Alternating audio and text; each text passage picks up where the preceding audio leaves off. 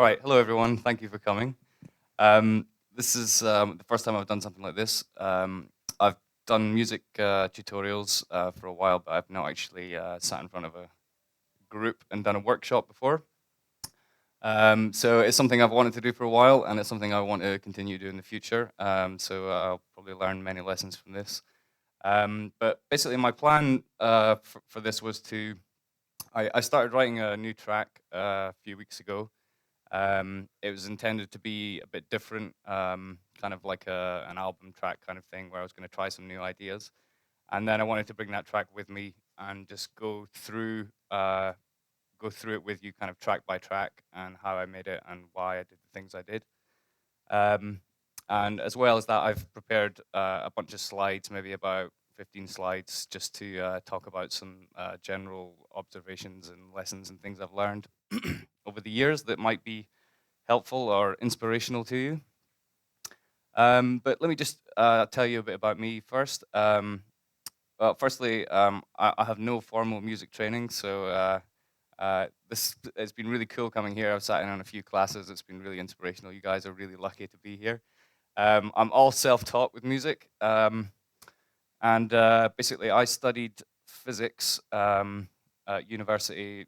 I did a master's degree in theoretical physics and a PhD in quantum physics, which I finished in 2005. During that whole time, music was still kind of my passion. Um, but I never really, when I was younger, I never really believed it was something I could do for a living as a kind of full-time occupation. And that was, I guess, a self-limiting belief, which is something I'll talk about later in regards to creativity. But yeah, when I was very young, my love of music, started very young. I don't know when exactly, and I used to compile like mixtapes for my friends at primary school, and that kind of evolved into me then taking like parts of songs and recording them and stopping it, and then getting another song and starting it right there. So basically, my first kind of like sort of DJ mixes, if you will. I got my first set of decks when I was about 14, um, and then from there started DJing sort of early 90s rave music. And as I got into my sort of mid-teens and I got a bit more rebellious, I started playing hardcore and jungle and things like that. And this kind of interest in electronic music just kept going. I was always seeking new music, new sounds, and in the same time, I got my first computer in the early 90s, which was an Amiga, which some of you might remember. I don't know. Yeah. And there was music making software for that, which was very basic, simple, kind of like 4 tracks. And I used to make music kind of inspired by computer games at the time. And that's kind of how I started making music. And then, of course, the software just throughout the 90s just evolved and got better and better. And eventually I got my first PC. And I got, more and more into music software. Round about 2000, I got a new computer, which was, quite powerful. And I started taking music production a bit more seriously. It was always just kind of something I did, for fun. Um, and around about 2001, I heard breaks. I went to a club in London called The End, and I heard breaks for the first time, and I was super inspired. I'd been playing, as I say, like hardcore and jungle all throughout the 90s, and I was kind of fed up with it. I was kind of outgrowing it at that point, and didn't really know where I was going to go next with music. So I started DJing breaks and trying to learn some of the production techniques to make that kind of music. A few years later, I went to my first festival and heard psychedelic trance, and that kind of just changed my life forever. But I still loved breaks as well, and I decided to try and fuse the kind of sounds from psychedelic trance music into breakbeat, which really kind of unknown to me at the time. Hardly anyone had actually done before. Maybe just a few artists. So I started working on this sound, this kind of psychedelic breaks, and eventually had my first track released in 2005. And since then, I've had about, I think, 20, 25 tracks released. Um, and I've become known for kind of developing like a new kind of subgenre of electronic dance music. Some people call it psy breaks. I like to call it psychedelic tech funk. Um, I'll I'll talk more about that soon. Um, yeah, and uh, 2 years ago, just over 2 years ago, I well, let me go back. So I finished my PhD in physics in 2005. Um, I was kind of fed up with science by then. It was bloody hard work and quite dull, and I'd had no money for basically all my youth, and I wanted to just get out of science and get a job and kind of get on with my life and have some fun. So I got a job in IT, and I worked in IT as a consultant for 5 years, and I was pretty miserable the whole time. It's fair to say I was like quite unhappy and quite stressed out. And I would come home in the evenings and the weekends, and I would just work on music. And that, you know, as I say, it got better and better. I had my first release in 2005. It was quite a while before I had my second release. There weren't really any labels pushing the kind of sound that I was developing. Eventually, my friend Dom started Broken Robot Records, specifically to release my music and others like it. And then I carried on for about 3 years just making music in my spare time. And then 2 years ago, actually, on this in the same month that my baby daughter was born, I decided to quit my job and pursue music as a full-time career. And I haven't really looked back since. Things have gone from strength to strength in the last 2 years. I'm here now. You know, I've been touring America, the West Coast for the second time. I was also here in September. I've done 2 tours of Australia and New Zealand, and I play regularly all through the UK and Europe and Russia and places like that. So yeah, so here I am. Um, I'm gonna basically what I'm gonna do is I'm gonna go through some slides, maybe 4 or 5 kind of introductory slides, just to cover some of the big picture kind of aspects, and then I'll get Ableton open and I'll go through my project with you. You can see I don't have a controller or anything. I'm not here to do like a live performance um, or make anything on the fly, unless of course you want me to make something. But I'm going to just go through the track that's kind of already made, and I'll explain, you know, some of the techniques I've used and why I use them, and so on. Okay, so I just wanted to talk about the kind of big picture. This is a photograph from the How Weird Festival in San Francisco a couple of weeks ago during my set. Um, some of you might recognize yourself in the photo. Uh, you know, nothing brings people together like music. You know, it really is. You know, a service to humanity. I think, you know, when people make music and it brings us all together and puts people on the dance floor and gives us kind of shared consciousness, a shared emotion, and for that time during the festival or the club, you know, everyone's kind of family, brothers and sisters.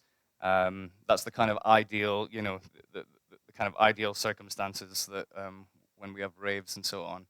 And I, you know, as someone who was coming from, you know, a perspective of science, and with a PhD, there was a lot of options available to me. You know, I could have become a banker or a teacher or a lecturer or, you know, all these kind of things. But you know, I just none of it really appealed to me. You know, and it's also specializing in quantum physics. When I was looking for jobs, particularly relating to quantum physics, it was all military. You know, military applications, and I was always a bit of an idealist. I wanted to, you know, help change the world for the better. And uh, in my view, like the military doesn't really do that. So um, you know, so I was a bit lost. I went in IT. You know, I was kind of lost for 5 years, and I gradually convinced myself that music was worth pursuing and worth taking a risk for. So I have a few quotes there from Terence McKenna, one that I always like, which says, "As an artist, we must cast our nets into the ocean of mind and try to bring back a new idea." And another one there which says, "Art's task is to save the soul of mankind." Um, I've said here, music is a way of liberation. This was a term that I heard that's come from the East and is often used to describe things such as meditation and yoga and kung fu and things like this. And we don't really have a term for it in the West, although someone's called it a way of liberation. But when I've pursued music, and it's actually kind of freed me from the constraints that I had when I was working, and the limitations. And I've been free to travel. I do what I love on a daily basis. I'm at home with my wife and my daughter most of the time, most of the year during the weeks. I get to travel. I get to meet new people. I get to go to beautiful locations like the Symbiosis Festival last weekend, which was just stunningly beautiful in Pyramid Lake in Nevada. And really, that's all just come from me deciding to make music, to put my energy into making music. So I'd highly recommend making music for a living because it leads you. You never know where it's going to lead you, but I think if you make music which is true to your heart, it will lead you exactly where you need to be. So I think as I say, like music is kind of unifying. It brings people together. I think it's also healing, and I'm not talking about that you can just put on a track and suddenly your disease will go away, but uh, listening to music can be kind of inspirational in a way that affects the choices that you make subsequent to hearing that piece of music. And I had, I was at a gig once, and I had a kid come up to me, and he was just like showering me with gratitude, saying that like I'd saved his life on a number of occasions because he was like so depressed and strung out and everything. And then he'd like listen to like some of my tracks, and it just made him feel so much better. And he went and did stuff, and it really made me think. Music can be healing in the sense that it can inspire us to make better choices in life, and so on. And another thing is like it can be ecstatic. You see people on the dance floor having just the most insanely good time they've ever had in their lives, just going absolutely wild. And I don't know really any other circumstances in which people behave in that way. Um, it's obviously inspirational. It kind of inspires us to be creative ourselves. It can be enlightening. You can have moments on the dance floor when, everything just kind of comes together, and you get real kind of insight into your own life, and your kind of priorities and your goals and so on. Um, and it transcends language. I mean, doing this today, I've been pretty nervous all day. I'm still pretty nervous now, and I can get up in front of 10,000 people and play a DJ set, and actually hardly have any nerves at all. And it's because my music says more than I can say in words. So I'm nervous because I have to put everything I want to tell you into words, whereas I say it's much easier for me to just put it into music and play the music to you. Um, and yeah, it can evolve consciousness. It can change our sense of what's possible and what's impossible, what's real. It can really expand your mind.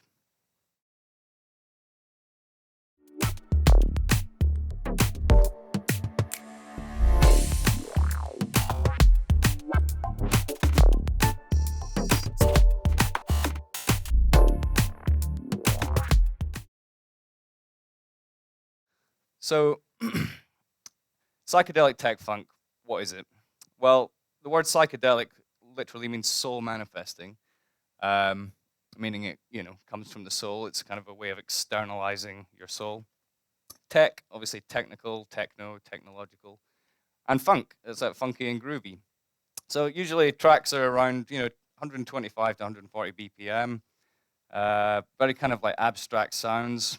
You want kind of hypnotic grooves. Want it to be progressive, so a big range of emotion from like the drop right through to the breakdown. Like things to like build up and go in surprising directions. Um, it's very much layered. I tend not to use sort of so much like one bar repeating loops and so on. I like to put like little stabs and different layers and different textures, which kind of bounce off each other and interact with each other in interesting ways. So you can listen to it over and over again and hear different relationships in the music that you may not have heard the first time. It's kind of like clean and spacious production. You know, I'm not going for something which is really aggressive and dirty. I like it to be, you know, like to have lots of space. Um, Ego dissolving. That's kind of, you know, in my creative process, I have to really kind of like leave my ego out of it because the ego gets in the way and kind of holds me back. And at the same time, when people are listening to it, I want them to be free from their own ego and their own worries and all that kind of stuff. Um, you know, in the listening process, and really just you know, for them to just really let go and just feel their hearts. Um, and you know, it's not, you know, I don't have vocals. I'm not singing about, you know, recent breakups or whatever. Uh, it's you know, ego is out of it, and you know, it's kind of trippy as well. So as I say, like before I did physics, I kind of like left that behind and then kind of pursued music and just really just forgot about physics. But in recent times, it's kind of all been just coming back to me in, you know, certain circumstances. Like lots of like information that I learned years ago starts coming back, and I'm starting to kind of relate it all to music. Um, and I'm kind of, you know, I have a kind of interest in um, vibration within the universe. So I've said here, all is vibration.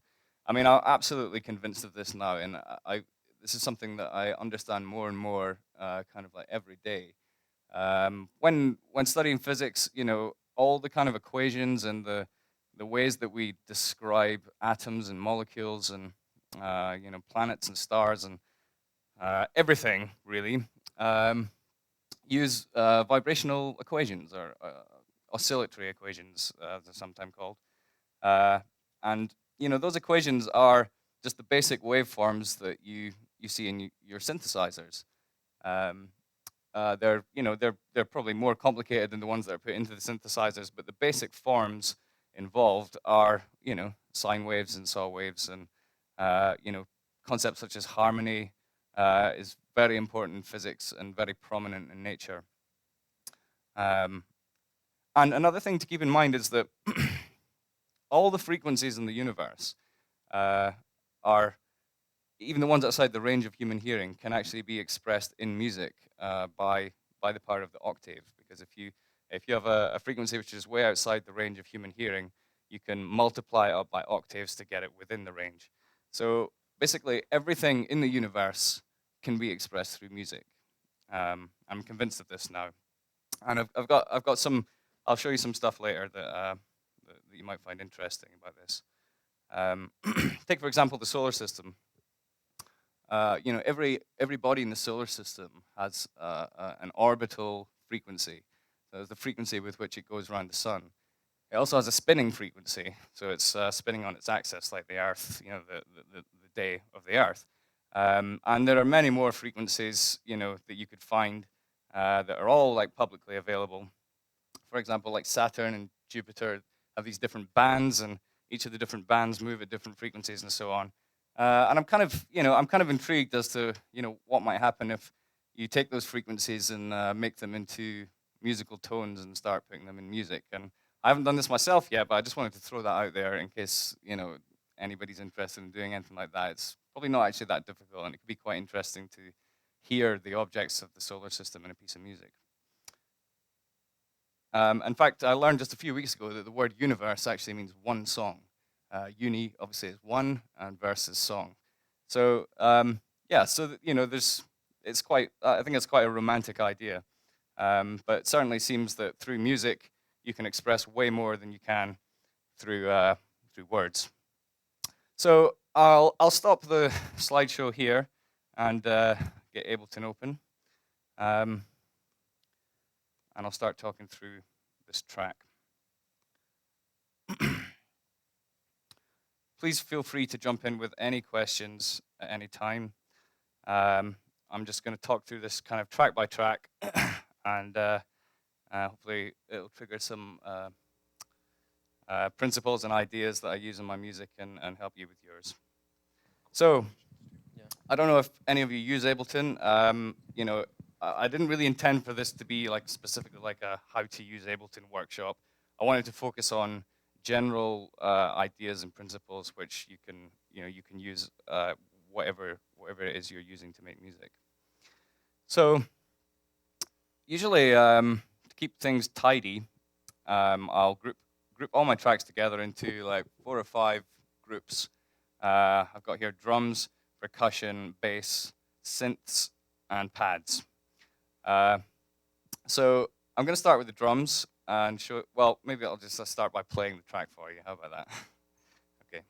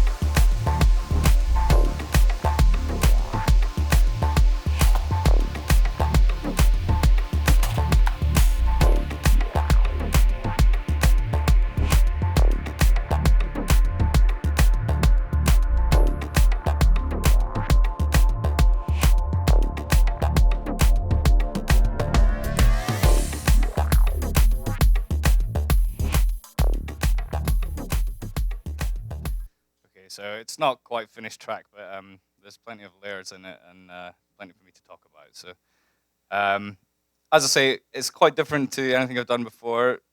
Firstly, because it has a triplet groove, which is still pretty experimental for me. Um, and I kind of it's basically very experimental and different from my normal kind of groove. I hope you enjoyed it. Uh, so I'm gonna go through it bit by bit now and kind of tell you about some of the techniques I used. So just just a comment on workflow first of all. So for years I've been starting my tracks with drums, uh, and sometimes I would spend hours just like working on a kick drum and a snare drum, and just getting lost and frustrated. And it's I think probably some of you are aware that that's probably not the best way to start a track, but it's actually very, very common that people start tracks that way. Recently, however, I've been trying to start tracks with like melody, and this sound that you hear at the start,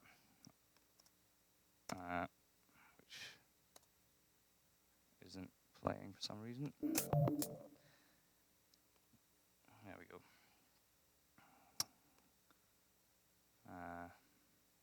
The sound here. So that was actually the first sound I created. And I find it much easier starting with melody. In the last few tracks I've made, I've started with a kind of melodic component like that, and I've like added more kind of melodic layers. And I've tried to build up kind of like a 16-bar loop, which doesn't have any drums or bass line in it. So it's kind of I might have something doing the metronome like a ride cymbal or something, just to keep the rhythm. But I'll try to build up as full a loop as I possibly can, with lots of layers before I even touch the beat and the bass line. So then when it comes to then making the groove, I've got lots of material which I can chop up and put into the groove to make it nice and colorful. So okay, so I'll start with the drums. This is like, drums are the one thing, like most of the music I get sent, the one thing that kind of lets it down is the drums. Usually it's kind of like just not punchy enough, or the kick and the snare just aren't really gelling very well together in the mix, or when the track starts to get like busy and hectic, the kick or the snare gets kind of like buried in the mix. So hopefully I'll try to tell you some of the techniques I use. So you can see I've got quite a lot of tracks here in the drum group.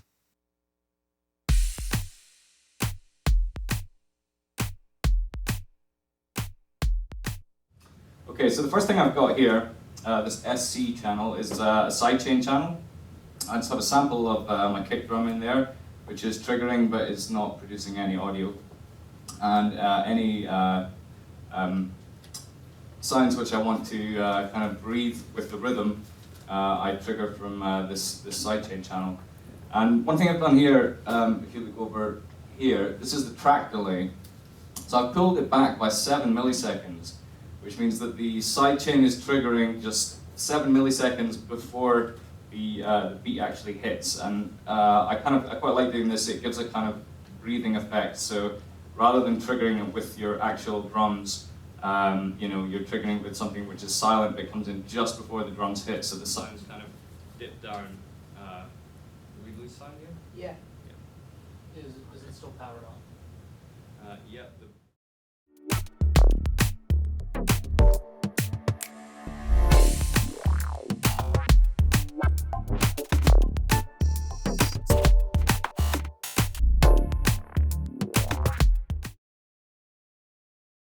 Is that back? Yep, we're back. Okay. So yeah, the sidechain, very important. I've used the kick drum in this instance, but I've spoken to people who will use like a white noise, because with white noise you can really control the shape of the envelope very well, whereas a kick drum kind of usually has like a click at the start and stuff. I just used a kick drum in this case, it was working fine. I used the compressor to control the attack of the compression. So I recommend, as a for getting your drums punchy, putting sidechain compression on a lot of your groups and a lot of your sounds, just to keep those drums punching through the mix, because it really does make a difference on the dance floor. It keeps people dancing, and it keeps the energy of the track going. So okay, so the first thing I've got here is my main kind of kick drum. Which is it's got a nice little click at the start. I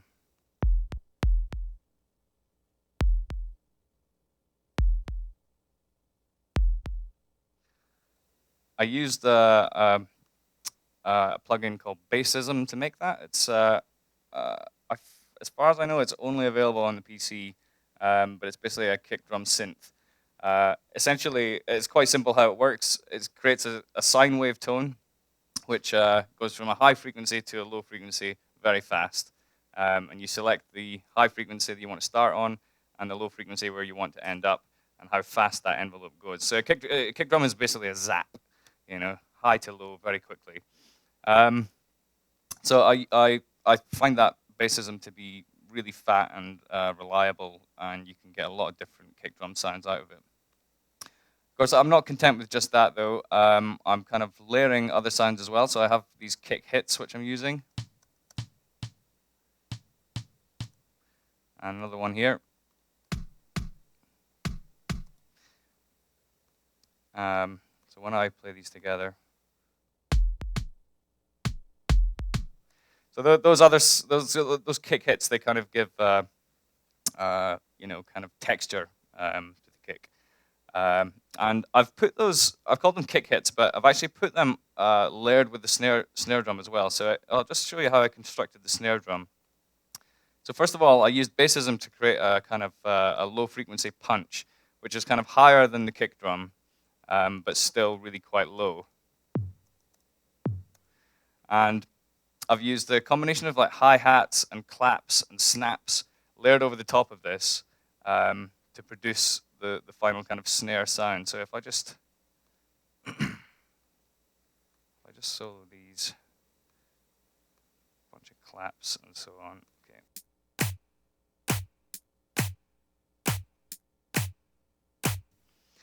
Okay. So one of the things that's like worth keeping in mind, if you're making music which is kind of like kick snare, as I said, like a lot of the stuff I get sent, the kick and the snare just don't kind of work very well together, because a lot of people, when they're starting out, they just browse a sample library for a kick drum that they like, and then browse it for a snare drum that they like, and just put them in. But to get your kick and snare gelling together, you need to have like common elements, common frequencies, which are in both the kick hit and the snare hit. And one way to do that is to use hi-hats. So I have a few different hi-hat tracks here, like this one, which is hitting on both the kick and the snare. I have these kick hits.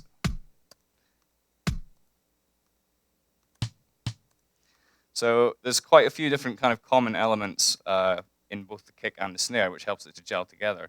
And other elements that you can do to give that common factor is things like put the same reverb on both the kick and the snare, or the same compression, or any kind of same kind of processing or layers which are in both the kick and the snare.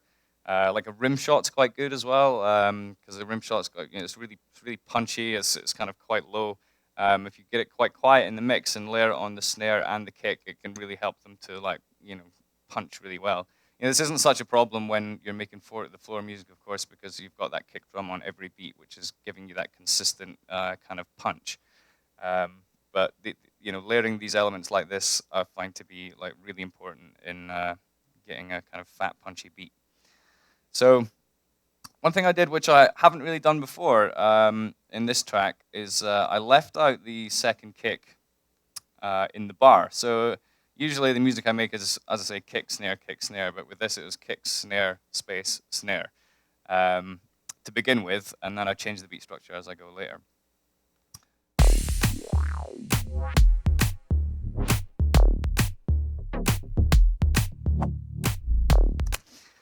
Okay.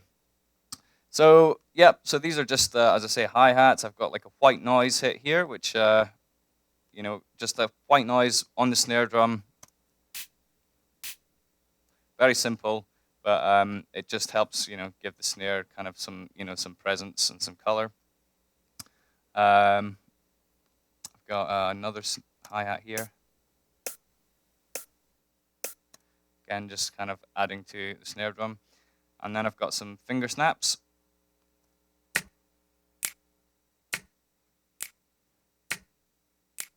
So, all in all. Oh, and a few claps as well.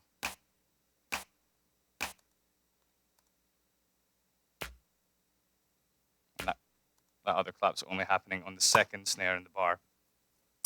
So there's a bit of difference between the first and the second snare drum in the bar. Yeah.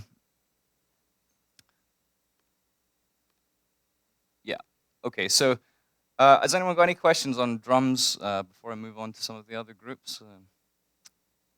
Yeah. I'm a beginner.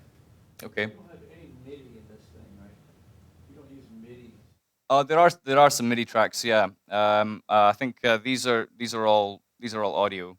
But I can, sometimes I'll just load a drum sample into a sampler and then trigger it with MIDI, or sometimes I'll just pull the sample onto the track and do it that way. There are kind of pros and cons to both methods. That's just a triggering, right? You're not using general MIDI or anything, or anything old-fashioned like that. Yeah, I mean, I have MIDI tracks. Like a lot of my the bass stuff and the synths are actually using like MIDI triggering software instruments. And the audio is stuff that you recorded or somebody else recorded in the library? All these drums and all these things. Oh, all these drums. Yeah, I mean, most of these. Well, as I say, the main kick drum was generated by a kick drum synthesizer. The hi hats and claps and things were taken from sample libraries. Yeah.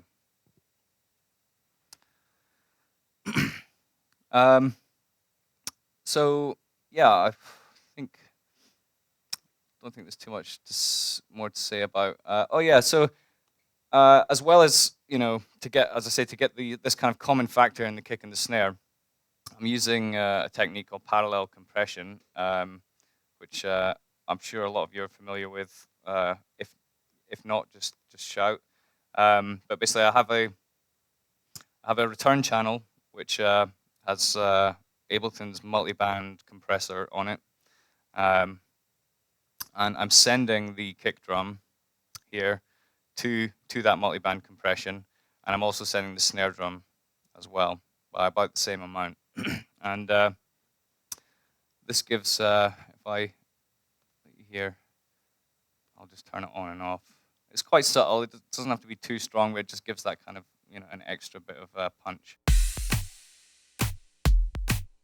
So that's it with it on. I turn it off. Sounds exactly the same. Well, I don't know how it sounds to you guys, but where I'm sitting is extremely bass heavy. So it doesn't sound quite how it sounded in the studio when I was making it. But basically, it's giving it a little bit of extra punch. I can maybe solo the compression channel. That might be better. It's just a little bit. I think it's I like to when I'm modifying a sound, I like to do it really carefully and slowly, gradually bring it in. And as I say, I'm not always like just driving things really hard. Sometimes I just give it a little bit just to give it a slight improvement.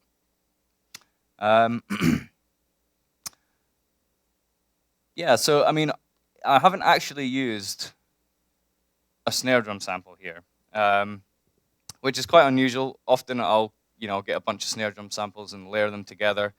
As I say, with this one, I used basically a kick drum sample with hi-hats, claps, and snaps, and white noise. So several layers just like added together to kind of make the snare drum. Quite often snare drums can be a bit harsh in some of the tracks I get sent, and I like to be pretty careful with the snare drum because you are gonna hear it about like 100 times over the course of the track. So you want to get it right. I mean, it's a snare drum's kind of like a full spectrum punch. It goes from probably down at like 100 hertz or below 100 hertz, up to pretty much the range of human hearing. It's just a full spectrum punch. So how that's kind of shaped and how it's structured, I usually spend quite a lot of time. I spend quite a lot of time on that. So you see, I've got some other track delays as well. This one here, is backed by -1 millisecond, -2 milliseconds. It's really good to experiment with track delays when you're layering drum hits together, because it kind of gives it gives structure. I mean, obviously, every kind of drum sample has a slightly different attack, and may have like a little gap before it, or they're all different. But when you're layering them together, that's one thing I'll do is I'll experiment with the attack time of the drum, and I'll also experiment with the track delay, moving things back and forward, and of course the volume, the relative volume in the layer. I'll look at all those different kind of dimensions of the sound, and move them around until something feels right. Okay. Yeah. So I think that's pretty much how I constructed the drums.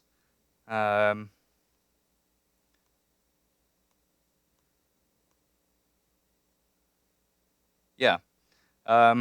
So in terms of like the drum pattern, I've used 3 different patterns throughout the track. This first one, as I say, I left out the second kick drum in the bar, and then midway into the track, I switched it up and I've dropped that kick drum in. So gone into kind of.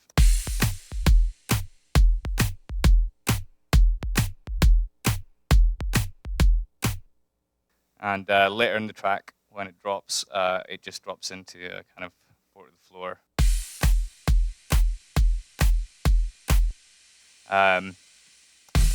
Giving it kind of like 3 distinct kind of sort of like energies in the track. Okay. Yeah. Yeah. Hey, so I noticed that everything here sits kind of very cleanly in its own place in the whole drum realm kind of here. So I was just curious, are you EQing every single one of these sounds separately inside Ableton, or is that something that you do when you're building the sounds in your separate plugins, or are you not EQing all these separately at all? Yeah, I've some of them are EQ'd. Like, how much EQing do you think is necessary to achieve this clean of a sound? I find that I really kind of nerd out on EQing and waste, I think, a lot of time on it, and I'll come back hours later and be like, this, I don't think sounds that much different than hours ago when I started this. Well, I mean, what I'd say about EQing, there's a few kind of like golden rules I have with it. The first one, I guess, most people are aware of, which is to obviously cut the low frequencies out of all your sounds except, the kick drum and the bass, or the snare, or the main kind of low frequency sounds in the track. Everything else is worth just cutting out, and you don't have to be too fussy with it. Just get cut the lows and drag it up, and it sounds okay. But like one thing that people don't do quite so much, in my experience, is cut the highs. And I've been doing this a lot recently. You can when you're up at like sort of like 12 to 20 kilohertz. A lot of sounds you can cut that out without really losing much of the character of the sound. I mean, you will. There is obviously some loss, but the reason I like to do this is because when you get to kind of like later in the track, where you want to move up the energy of the track, and you want to put like in some like ride cymbals, or shakers, or something really kind of airy and bright, then that kind of stuff, if you EQ, make sure you take the highs out of anything that doesn't need the highs as you go. Then when it comes to later in the track and you are putting in sounds like that, then they just slot in the mix like really easily. I used to, because years ago I didn't have very good speakers, I used to like boost the highs a lot. And because I wanted that kind of like bright, that kind of bright buzzy sound in my tracks. But but then, yeah, I would always wonder why things like ride cymbals and stuff just never seem to sit in the mix, and and really that was why. And on my recent tracks where I've been actually like, quite brutally cutting the highs on loads of sounds as I've been producing, the tracks when once the mix down's complete and it's been mastered, actually sound way brighter than a lot of my other tracks. And it's just kind of if you've got a sound which doesn't fit in your mix pretty well, I just say cut the lows, cut the highs. Just put a bandpass on it, and then play with the volume, and you should find a sweet spot pretty easily. In terms of getting like really kind of cutting the mids and looking for specific tones and frequencies. I mean, that's something you got to do on a kind of per sound basis. But really, that's my kind of golden rule: cut the lows, cut the highs, and play with the volume, and you should manage to get it to sit in the mix okay.